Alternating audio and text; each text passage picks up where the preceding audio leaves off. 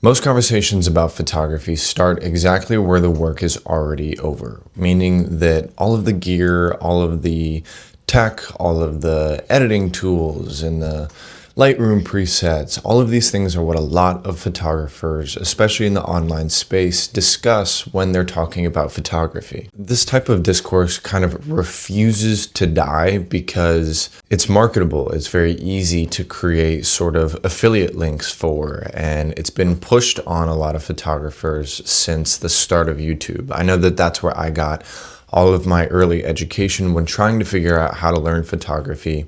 And what it does to the new photographer when they're just getting into the medium and they're looking for ways to improve is make them believe that good photographs are rare accidents, or that the difference between a great photograph and a memorable one is something that's easily purchased through gear. It's kind of like it turns the entire enterprise of photography and the medium into a slot machine. And the more times that you pull the lever, the more chances you might have of creating something substantial. And that's just not what I believe that photography education should be about, or what photography is about in general. And that's because photographs rarely ever announce themselves. They're not going to just show up because you're enthusiastic and you're excited to make pictures. That's not how the world works. That's not how this art form works. And the idea that you can just show up and be excited about something and spend a pretty penny on a good camera means that you're going to create a memorable image is a myth. And it's not something that I want to share with my audience, because I would like to think that the people that are watching these videos are looking to be more educated in how to create better photographs. In today's world, attentiveness, enthusiasm, empathy, these things seem to be a premium that most people aren't really tapping into. Not in photography, but just in life in general, just people as a whole. But these qualities are extremely important to the new photographer to understand. Hi, my name is Jared Thomas Tape. I'm a social documentary photographer and educator here in New York City, and you're watching my YouTube channel. Across my social media platforms, I've created 6 different segments, each of which pertain to very certain aspects of photography. Crafting a photograph, life through the lens, marks of the maker, the creative connection, tools of the trade, and field notes. In today's lesson, we're going to be taking from my segment, Crafting a Photograph, which is all about taking you from just taking pictures to crafting a photograph with your own artistic vision and voice. Now, I've had endless conversations by this point with wise guys, camera aficionados, online professional photographers that all say the same thing. And each time I'm reminded just how detached a lot of either photojournalists or street photographers are from the world around them, and they only think in terms of themselves. I get a lot of DMs from new photographers that are enthusiastic, like I said, to go out into the streets and start making photographs, and they just want to be as good as they possibly can, as fast as they possibly can, not realizing that an understanding of this type of work and an understanding of life is a long built out process that you're never fully going to complete. An understanding of street photography and an understanding of photojournalism and documentary work comes from a lifelong experience of paying attention when nobody else is paying attention, of being empathetic to the people around you and opening yourself up to life around you on the streets. And the more that you do this, the more time that you spend out on the streets or out on a scene or on assignment, you'll realize that human behavior is a pattern, not random.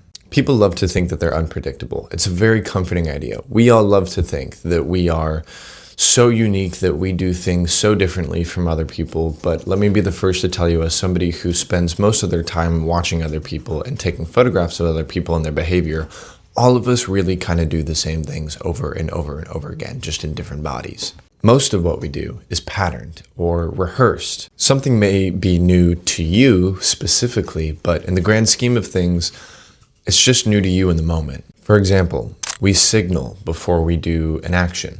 We telegraph intention before we move. We adjust posture before we speak. These behaviors, these patterns, have lasted across cultures, across cities, and across generations. Now, that doesn't mean that everybody's boring. Everybody does have their own tendencies that they might do, but it's just not new behavior. It's not a cynicism. It's just that these are the things that you kind of get tapped into when you're out working on the street as much as I am.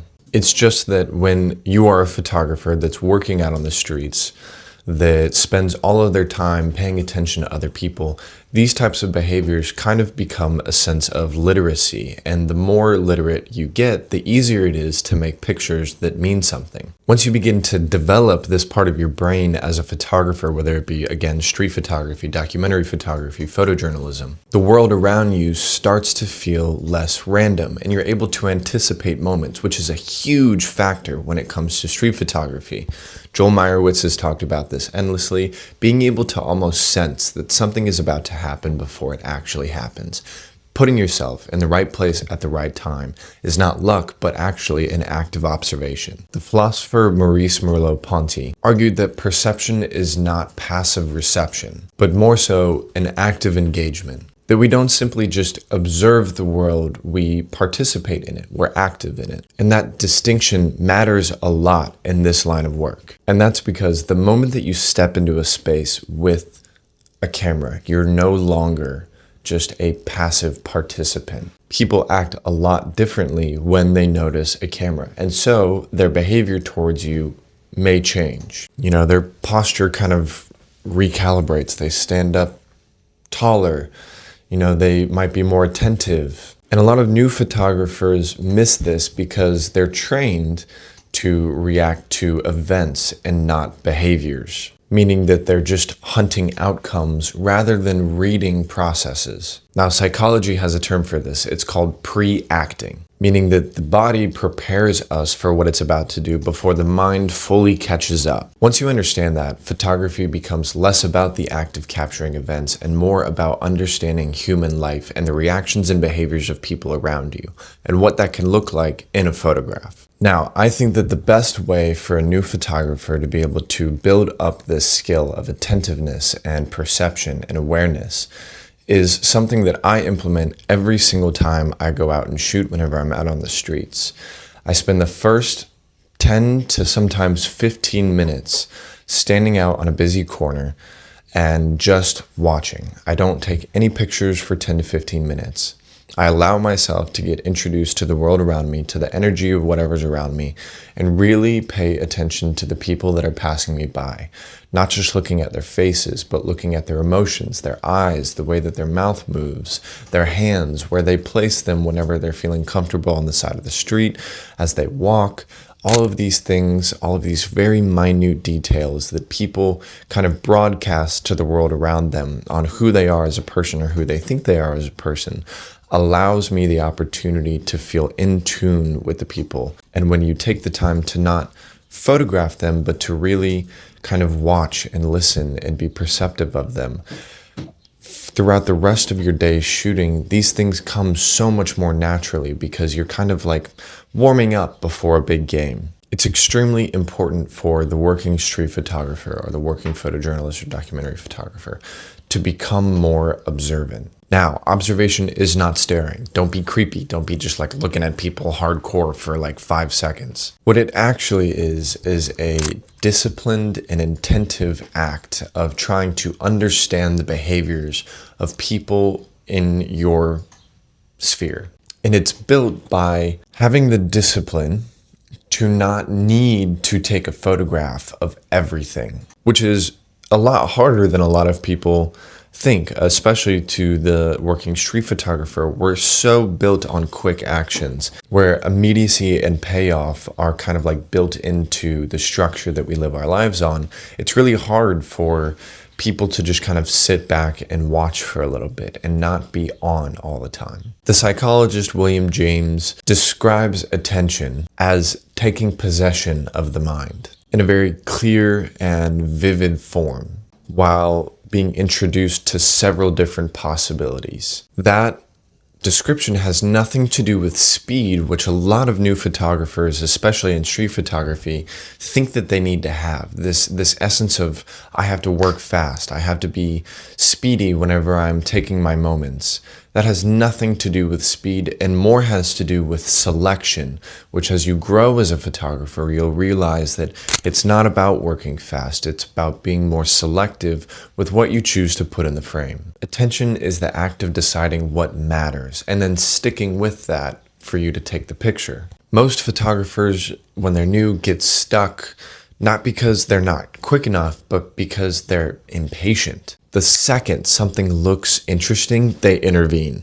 The camera comes up too fast and then the moment collapses due to the fact of being toyed with by a camera being there. What could have been something that plays out and the scene could have developed and created a more impactful image gets destroyed because of our impatience to allow the world to kind of go at its own pace and the people within it to do behaviors that might make a better photograph. And that sort of access gets mistaken for understanding. Being a better observer means learning when to raise the camera and when to let it sit. This type of observation or building of observation is not always very popular in today's world just because, like I said, everything is so fast-paced. We see something and we immediately jump onto it, and the turnaround rates of then going to post online, this sort of high-speed highway of content and photographs bleed over into the actual working process of the photographer. Now, I want to dive a little bit deeper into this mythology of luck because anticipation is not luck. And what people tend to think about, that is such a lucky shot, having the timing right. What people think is luck is actually just baked in experience and anticipation of being out on the streets day after day and being able to register the types of behaviors and movements that people have. Luck is like a convenient explanation because it takes away all responsibility from the learning process of what this work looks like. Anticipation does the opposite. It suggests that somebody paid enough attention long before the shutter was ever pressed to be able to put themselves in the opportune place to take the photograph. The photographer that always seems to be in the right place at the right time is not blessed or lucky. They have anticipated the moment and they've done the groundwork to be able to understand what makes a compelling image. They're prepared, not with gear, but with familiarity. These things are not photographic instincts, they're human ones. To go back to Joel Meyerowitz, he's talked about learning to slow down his seeing rather than speeding up his shooting. He discusses anticipation as the result of understanding patterns well enough that moments stop surprising you and start presenting themselves. Although his frames can seem very chaotic, he wasn't waiting for chaos, he was watching for rhythm. Henri Cartier-Bresson described photography as the simultaneous recognition in a fraction of a second of the significance of an event. Recognition is the operative word there. You can't recognize significance if you haven't spent enough time out in the field learning what that significance looks like. The decisive moment is not decisive because it's rare. It's decisive because somebody understood enough about the world in front of them to know when to take the photograph. Photographers that rely on luck burn out very quickly. The world doesn't perform on demand, and the photographer that's waiting for it to perform is going to spend a lot of hours just sitting there clicking away at nothing substantial. But a photographer that understands the world doesn't need it to perform theatrically because they know that moments don't arrive randomly, that they unfold. Anticipation is simply what happens when observation becomes fluent enough that you can feel things unfolding before they happen. But this doesn't happen quickly, Street photography is often mythologized, kind of glorified, and painted with this larger brushstroke when there are a lot of minute details that go into creating successful street photography images. From the outside, it looks like action. It's fast reflexes and close calls and moments that, seem very, very intense and quick. But in reality, a good street photographer is honestly one of the slowest people that I've ever come into contact with. And I know this to be true for myself and other successful street photographers. And that's because from the inside, this type of work is just a fuck ton of walking. I'm talking so much walking. I talked about this in my last video that you can watch right here. But a lot of what street photography is not constant action. There should not be an entire day where you're thinking about shooting something all of the time. That's not realistic. It's not going to create good images. And that's what a lot of new street photographers do. They go out and they shoot thousands upon thousands of photographs, and they come back with them. And it's just like, what the fuck am I even looking at? You're just taking pictures of any and everything. That's not what street photography is. As you start to grow in this art form, you'll realize that that act of being more selective that I was talking about is imperative to creating better imagery. And that happens by taking less photographs. That also happens by being more selective and slowing down. I have to reiterate this. Slow the fuck down whenever you're out walking. And that's because the faster that you're moving, the more opportunities you're missing to see things for what they really are. This is something that I've had to teach myself and still kind of fall into sometimes. In another one of my videos, it was like a POV video of me going out and shooting throughout the day. You can watch that one here. You can hear me during that video tell myself that I need to slow down. And that's because sometimes I'm a relatively big guy. I'm 6'3". I'm pretty long. My strides are a lot longer than most people's, and I tend to find myself moving pretty fast on accident. So being intentional with the way that I'm moving when I'm out in the streets and slowing down has helped me see things that I normally don't see whenever I'm just out walking. And that's because this craft ultimately is human before it's visual. By the time that a photograph exists, most of the work should already be done. The timing, the reflexes, the lift of the camera. These are the things that are easy to point to in a tutorial or a video lesson, but they're secondary. And that's very crucial because I feel as if a lot of education points to these things as if these are the end-all say-alls of the things that make a great photograph. These are the very rudimentary, elementary kind of paying your dues type of education, you know? These are very, very common things across all forms of photography. The real work happens much earlier and is a much more long and drawn out process, which is why I feel not as many people talk about these things, and the educational side of these things is much harder to describe. The real work begins in how you entered a space, and how long you're willing to stay in something when nothing is announcing itself, and how well you understood the people in front of you when there wasn't really anything, you know, latching out at you to be photographed. The more acquainted you become with human behavior, the less you're relying on things like luck or speed. And so the camera feels less like a trap that you set for people and starts feeling like a way of acknowledging them. And inherently, that means that attention becomes your primary tool. And the image becomes less about what you captured and more so about how attentive you were to the moment. And these things bleed through to the audience. A good photograph that